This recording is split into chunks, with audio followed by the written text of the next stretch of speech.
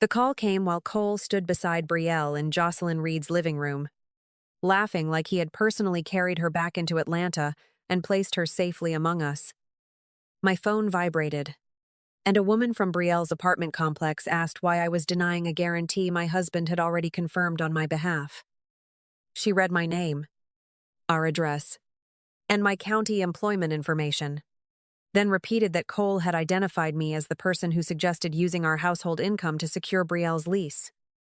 Every conversation stopped, but Cole's face changed before anyone else's did.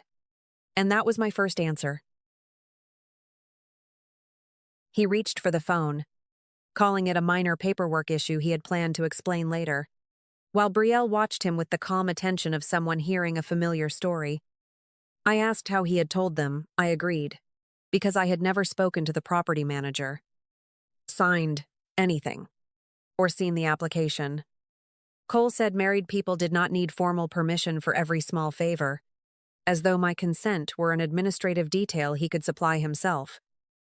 Brielle stepped closer and murmured that she thought I knew, because Cole always described us as a team, and the softness in her voice made the lie sound considerate. I asked the manager to email every document connected to my name, then ended the call before Cole could turn my question into an argument about loyalty. Jocelyn began straightening a folded napkin that had not moved all evening, never asking what the caller meant or why Cole had used my information. That movement told me she was not surprised, only uncomfortable that the truth had arrived where everyone could hear it. Cole followed me toward the door, insisting we should discuss this privately. But privacy was exactly what had allowed him to use my reputation without my knowledge. Brielle stayed beside the table, silent now, and her silence carried none of the confusion she had performed seconds earlier. I took my bag, said I was leaving, and walked out before anyone could offer another softer version of what had happened. The email reached me before I got home, and I opened it at the kitchen counter while the house was empty enough to tell the truth. My name was nowhere on the guarantee, because Cole could not sign for me, but his notes claimed I knew. Approved, and would help if Brielle could not pay. The application included our address, my county position, and enough household information to make his promise sound shared. That was the lie. Not a forged signature, but the assumption that my silence could be listed as consent.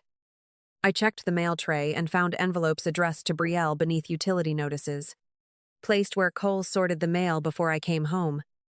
When he walked in, I held up the application and asked why he had not used only his income if this was his decision. He dropped his keys, read the page, then admitted his income alone had not made the application strong enough after Brielle's divorce. The answer confirmed he had added my stability deliberately, knowing I would refuse. Cole insisted he was helping someone with nowhere secure to land, then accused me of turning generosity into a moral trial because I disliked Brielle. I told him my feelings about her were irrelevant, because the property manager had been given an agreement I never made and a version of our marriage I never authorized. He called that dramatic, so I asked him to email the manager and state that I had never approved the guarantee or promised support. Cole looked at his phone, then said he needed to speak with Brielle first, so she would not be blindsided. I stood there with the application between us, listening to him place her reaction ahead of correcting a false statement made in my name. He promised he would handle it later, but later was the hiding place he had used before the call exposed him in Jocelyn's living room. I set the papers on the counter and told him the correction had to be sent that night, not after Brielle approved the truth. Cole said nothing, and the quiet made his choice clearer than another explanation could have. Min viết vượt số từ, vì đã ưu tiên nhịp kê hơn yêu cầu định lượng. Van Dung. Funne kun bam during outline, da dweed va zu for 360. 2. Der Twanbo script dat 2800. 2. I met Jocelyn the next morning at a diner a few blocks from the theater where she worked, and she kept smoothing the edge of her paper napkin before looking at me. I did not ask whether she supported me or Cole, because that question would only invite opinions. I asked what Cole had told her before the gathering, And she answered after a long breath that he had asked her to keep me there a little longer while he helped Brielle move into her apartment. Jocelyn insisted she believed I already knew, then admitted Cole had warned her things were tense between us whenever Brielle came up. I asked her to repeat his exact words instead of explaining them, and she quietly recalled that he had described me as going through a difficult period and sometimes reading intentions into harmless situations. The wording sounded thoughtful, yet it explained why no one questioned him after my phone rang. He had prepared everyone to doubt my reaction before I ever knew there was something to react to. She wrapped both hands around her coffee and whispered that she had only wanted to keep the group together after Brielle returned to Atlanta. I reminded her she had already chosen a side the moment she agreed to keep me occupied, and calling that neutrality did not change what had happened. Her eyes stayed on the table before she finally admitted she never expected the apartment manager to call in front of everyone. I asked her to send me exactly what Cole had requested from her. Nothing more and nothing less. Jocelyn hesitated the instant I mentioned putting it in writing, worrying her message might become part of a divorce, even though I had never used that word. She eventually sent a brief text confirming Cole had asked her to delay me, then added one detail she had almost forgotten, that he had borrowed a vehicle from the Animal Rescue Center because his own car could not hold Brielle's belongings. I remembered he had told me he was working late that evening, but I let the contradiction settle without arguing. My phone vibrated again before we stood up, and another notice from the apartment manager confirmed the record remained unchanged, meaning Cole had still not corrected the statement he promised to fix. Adrian Pruitt did not ask whether Cole loved Brielle, or whether I believed the marriage could still be repaired. He looked at the lease file, then asked what I had signed, what household information had been used, and whether any shared money had already been spent. When I told him my name was absent from the guarantee, he nodded and said I was not automatically responsible simply because I was Cole's wife. But if Cole had used marital funds or created obligations during the marriage, those choices would matter when we divided property and debt. He told me to check my credit reports, route future paychecks into an individual account, and leave the existing joint balance untouched until we documented every transaction. I followed each step because anger would not protect me from a record I had not created. That evening, I noticed the spare key missing from the kitchen drawer and asked Cole where it was. He hesitated, then admitted he had given it to Brielle so she could wait at our house while repairs were being finished in her apartment. I asked how many times she had entered, and Cole answered, "Only a few," without naming a single date. The electronic lock history showed the key had been used while I was working, including one afternoon when Cole claimed he had never left the rescue center. I told him to get it back, and he accused me of making Brielle feel like a criminal.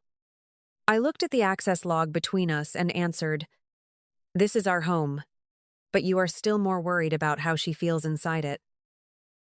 Cole's voice hardened as he said, I was forcing him to choose while Brielle was at her most vulnerable. I packed enough clothes for several days and told him I was not asking him to choose anything, because he had already made decisions without me. I checked into a hotel near my office, told no one in our circle, and posted nothing online. By removing myself, I left Cole alone with the bills, the unanswered messages, and the household details he had always assumed would somehow be handled. A week later, the apartment management company scheduled a preliminary mediation after Brielle missed payments and new charges appeared on her lease. Adrian advised me to attend only as the person whose name had been used without permission, because I had never signed the guarantee and had nothing to negotiate. Cole arrived looking tired, while Brielle sat quietly with her phone already resting on the table. I carried only the lease documents and the emails I had already received. Cole told the mediator he had never promised to support Brielle for the entire lease and described everything as temporary help between longtime friends. The mediator asked whether either side had evidence beyond memory, and Brielle unlocked her phone before anyone else answered. She said she had saved one voice message because promises had a way of changing after problems appeared. She pressed play. and the room became still before the recording had even finished. Cole's voice came through clearly, telling Brielle not to panic because Dana would be upset at first but would eventually straighten everything out, just as she always did, and adding that he would make me understand later. No one interrupted because the recording answered the question that had followed me since the call at Jocelyn's house. Cole already knew I would refuse before he acted. Yet he had still spoken as though my agreement already existed. Brielle had offered the recording to protect herself, but every sentence weakened the version they had both defended. The mediator stopped the discussion and directed everyone back to the written obligations attached to the lease. I stayed silent because the recording had already established the only fact I needed, that Cole had knowingly replaced my consent with his own assumption. When the session ended, he called before I reached my car, blaming Brielle for keeping a private message instead of admitting what he had chosen to say.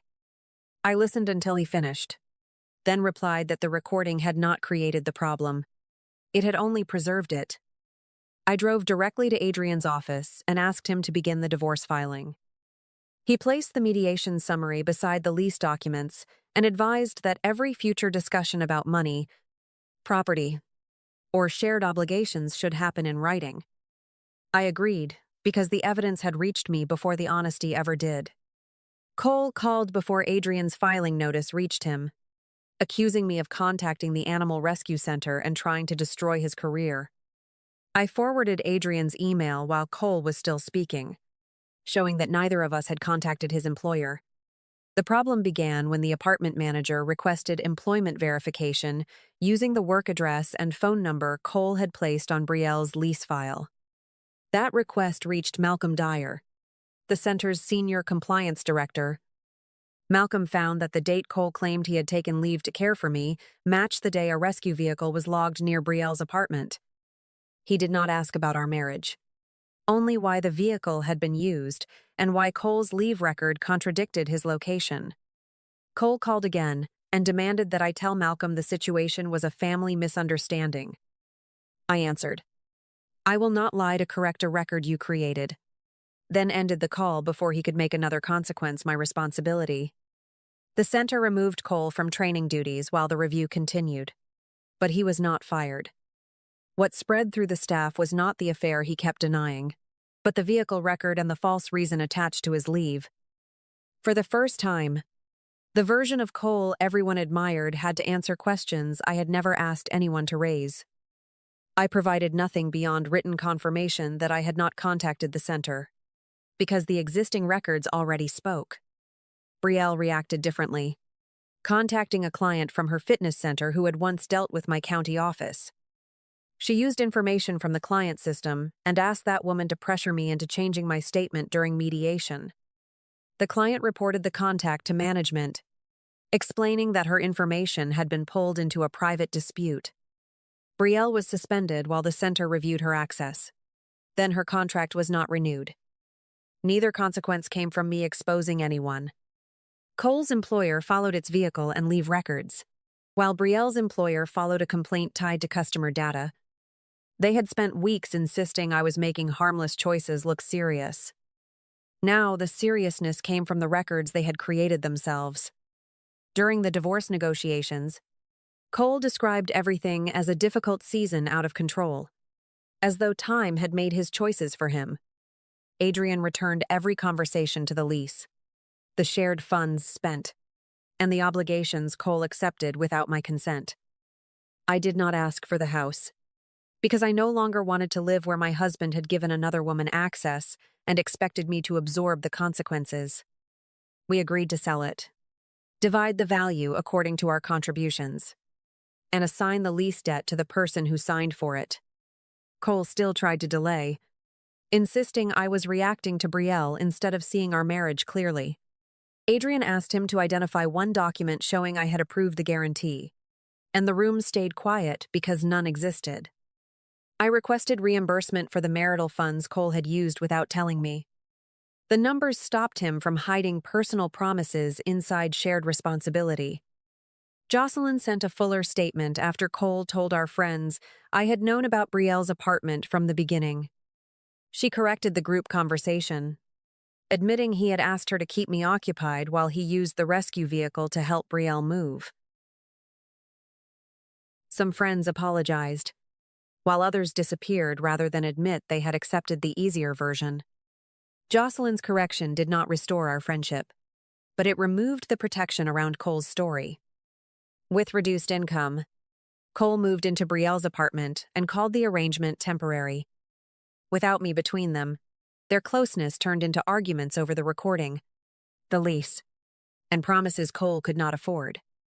Brielle blamed him for speaking beyond his means, and he blamed her for preserving the words that proved it.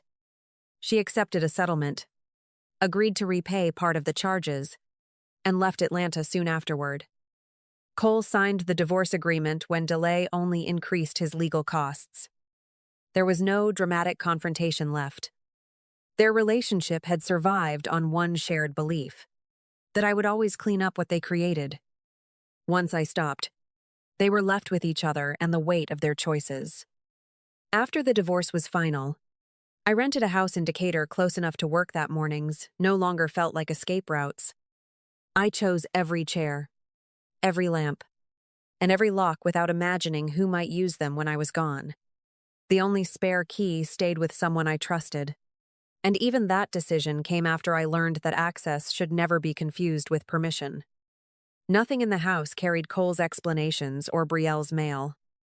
My county office asked me to train new food safety inspectors, a role built on the same accuracy Cole had once borrowed to strengthen his promises. The promotion did not make me more powerful, but it returned my name to the work I had earned. Jocelyn sent an apology that did not ask for dinner, forgiveness, or the friendship we had lost. I replied that I had read it, and left the conversation there. Cole remained at the rescue center in a position without training authority. On the day our agreement took effect, he texted that he had always believed I would save him from his worst decisions. I did not answer, because for once he had stated the truth without asking me to soften it. Months later, I met Grant Ellison through a safety project involving the public library system, and our relationship grew without rescue. Urgency, or borrowed trust. One evening, Grant stood on my porch holding dinner while the spare key I had given him for emergencies rested in his pocket. When I opened the door, he smiled and said, "I knew I could come in, but that did not mean I should." The sentence was small, but the evidence stood right in front of me, a locked door he had chosen to respect. I let him inside, and the house stayed quiet in the way peace is quiet, with no secrets moving through it before I arrived. I never thought the safest home I'd ever live in would be the one where no one needed to earn a second chance every day. Thank you for staying with me until the very end. If this journey stayed with you, I'd love to hear your thoughts below. And I hope you leave here believing peace is always worth choosing.